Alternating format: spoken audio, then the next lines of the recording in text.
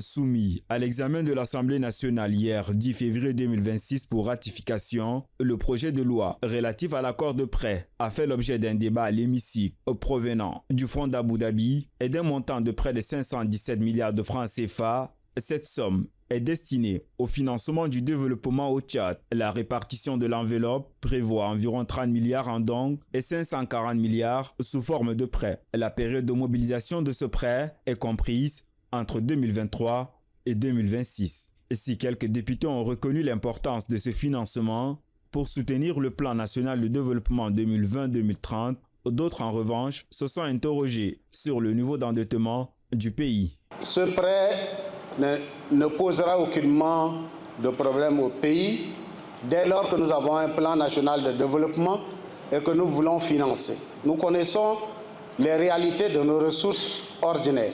Et quand nous avons un partenaire qui tend la main et qui nous accompagne, nous ne pouvons que saisir. En 2023, vous avez reçu l'argent. En 2024, vous avez reçu encore l'argent. Mais quel est l'impact sur la vie du peuple tchadien? Et vous ressortez ici dans ce passage-là.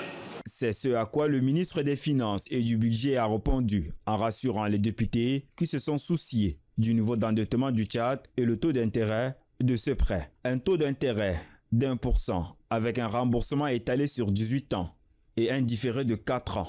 Selon lui, ce financement contribuera à renforcer la connectivité et les capacités économiques du pays. Vers la fin de l'année, nous avons des titres publics qui allaient échoir. On voulait les renouveler, parfois on ne les a pas renouvelés, donc on a fait des remboursements.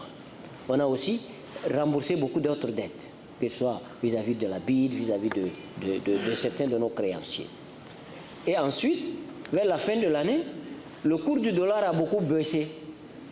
Comme le cours du dollar a baissé, la partie de notre dette qui est libellée en dollars aussi a baissé. Donc on s'est retrouvé aujourd'hui, tout en nous endettant, à un niveau d'endettement sur PIB meilleur que ce qu'on avait quand on présentait la loi de finances. D'après la Commission des affaires économiques et financières, l'impact sur la dette resterait maîtrisé. Le taux d'endettement atteindrait 28,72% du PIB, un niveau inférieur au plafond communautaire fixé par la CEMAC. Au terme des débats, le projet de loi a été adopté à une large majorité avec 149 voix pour, 1 contre et 2 abstentions.